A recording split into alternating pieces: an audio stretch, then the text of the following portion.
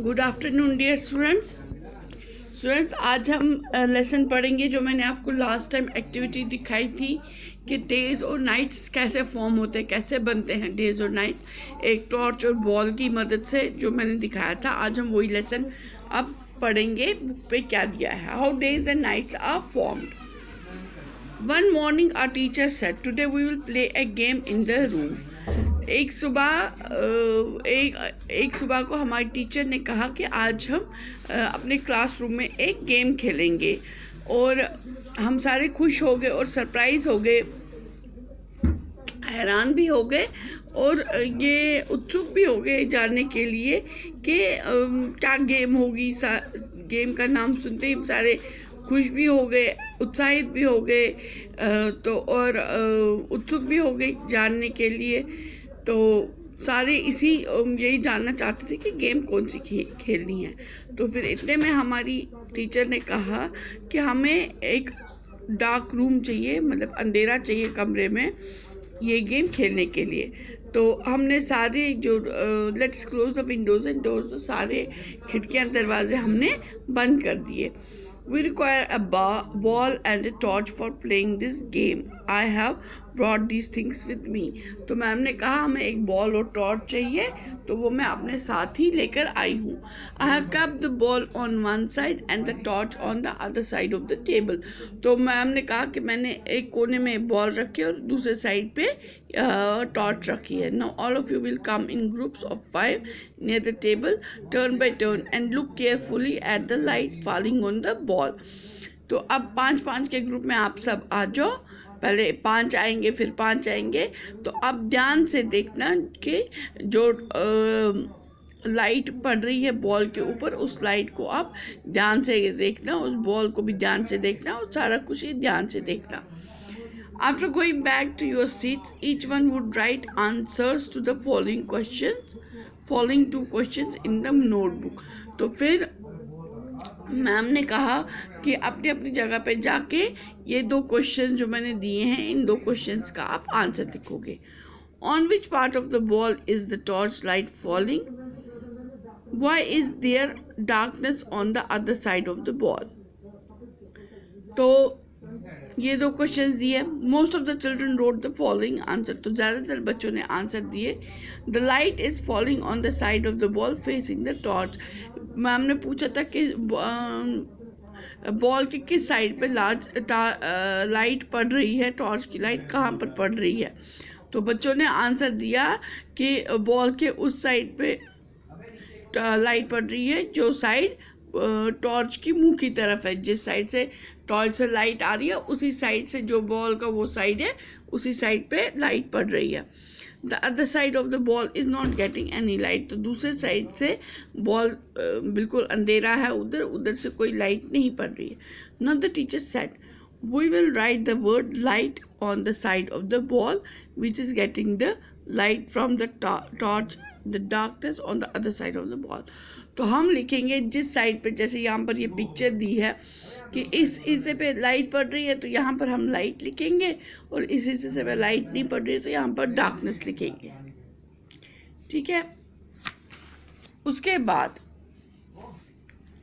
Now I shall move the ball slowly. अब मैं Aahista Aahista ball को मूव करती हूँ, घुमाती हूँ। Is light still? क्या अब भी लाइट पड़ रही है? जिस साइड पे लाइट लिखा था हमने उस साइड पे अभी भी लाइट पड़ रही है? तो बच्चों ने कहा नहीं, because of the movement of the ball the side facing the torch is moving towards the back. तो अब जब वो इस तरीके से बॉल को घुमा रही थी, ऐसे ऐसे घुमा रही थी, तो कुदरती बात है जिस साइड पे वो लाइट पड़ रही थी वो तो घूमेगी ना। जैसे मैंने एक्सपेरिमेंट में आपको दिखाया था, वो एक्टिविटी में दिखाया था, मैंने लाइट जलाई, लाइट उस पर डाली, जब मैं बॉल घुमा रही थी तो जहाँ जहाँ से जो बॉल का फेस जो लाइट की तरफ पड़ रहा था उसी पे लाइट पड़ रही थी, जो दूसरी तरफ पड़ रहा था तो वहाँ अंधेरा था। ठीक है। तो वही फिर जब बॉल मूव करेंगे तो जो साइड लाइट की तरफ पड़ेगी उधर ही लाइट आएगी, वही दिखेगा हमें, दूसरा साइड तो नहीं दिखेगा। Now let us replace the ball with a globe and let the torch light fall on it. अब उन्होंने जो बॉल है उसकी जगह ग्लोब रखा और टॉर्च डाल दी। Which part of the globe is getting light? The children said the side facing the torch.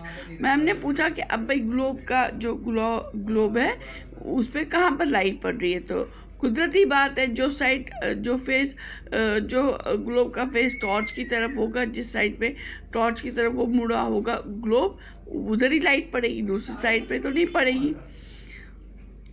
The teacher asked again, why is there darkness at the back side of the globe? तो ma'am ने पूछा दूसरे side क्यों अंधेरा है। तो बच्चों ने कहा कि उधर टॉर्च की लाइट नहीं पहुंच रही है इसलिए अंधेरा है। सिंपल सी बात है। Now I shall move the globe slowly. तो अब मैं ग्लोब को आहिस्ता आहिस्ता घुमाती हूँ और हम क्या देखते हैं, टीचर ने कहा the side of the globe facing the torch gets light and there is darkness on the other side. तो हमने देखा कि जो भी ग्लोब का जिस साइड पे लाइट पड़ रही थी, तो जो भी साइड टॉर्च की तरफ घूम रहा था उधर लाइट पड़ रही थी, और जो नहीं था उस साइड टॉर्च के साइड पे तो उधर लाइट नहीं पड़ रही थी। तो बच्चों आपको पता है जो ग्लोब है, ये ग्लोब यहाँ पर भी देखो, यहाँ पर ये जो ग्लोब है ये अब हमारी अर्थ का एक मॉडल है। ये हम अर्थ को कैसे दिखाते हैं कि हमारी अर्थ कैसी है, क्या है, उस पर कैसे वो किस जगह पे कौन सी कंट्री आती है, कैसे कहाँ समुंदर है। तो ये हमारा एक मिनिएचर अर्थ है, ये हमारा छोटा सा अर्थ का मॉडल हमने बनाया है। तो अर्थ से जुड़ी बात जब हमें देखनी हो, पढ़नी हो, तो हम उसका इस्तेमाल करते हैं, ग्लोब का इस्तेमाल करते हैं। चलो, do you know the earth also rotates on its axis from west to east. क्या आपको पता है कि जो हमारी अर्थ है, जैसे हमने ग्लोब को घुमाया या बॉल को घुमाया, हमारी अर्थ भी वेस्ट साइड से, जब हम साइड्स देखते हैं, डायरेक्शंस देखते हैं, वेस्ट साइड से लेकर हमारे ईस्ट साइड की तरफ अर्थ जो है वो घूमती है अपनी एक्सिस पे। जो मैंने उस दिन भी आपको समझाया था कि हम ये समझते हैं कि एक जो मैंने मॉडल पे ऐसे ही दिखाया था आपको कि ये एक ऐसे डंडा आप समझो कि ये डंडा है, इसी में ये अर्थ के आर पार ये डंडा है और ये डंडा घूम रहा है, लेकिन असल में ऐसा कोई डंडा है नहीं, ये इमेजिनरी है। ये इमेजिनरी ये है, जैसे यहाँ पर आप ये देखोगे, यहाँ पर ये डंडा दिखता है, यहाँ पर भी ये डंडा दिखता है। ये इमेजिनरी एक लाइन है जिसके इर्द गिर्द अर्थ घूमती है, ठीक है। असल में ऐसी ये लाइन है नहीं, ये ऐसे ही अपनी हवा में ऐसे अर्थ इर्द गिर्द घूमती है अपने ही एक्सिस पे। तो the movement of the earth on its own axis is called rotation.